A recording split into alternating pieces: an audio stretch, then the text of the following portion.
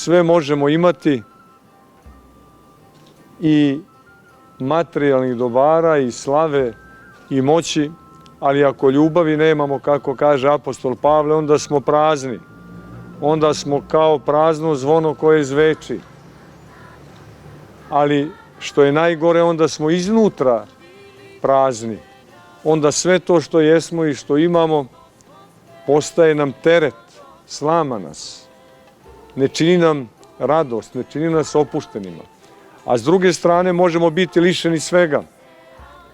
Ali ako ljubav imamo, ako vere imamo, vere u Hrista, onda, makoliko spolja izgledali da smo osiromašeni, blagodaću Božijom, njegovim bogatstvom obogaćeni, mi postajemo najbogatiji i oni koji imaju najviše, najbogatiji na svetu. Uostalom, reč bogat u bilo čemu, pre svega, iznad svega, znači imati Boga.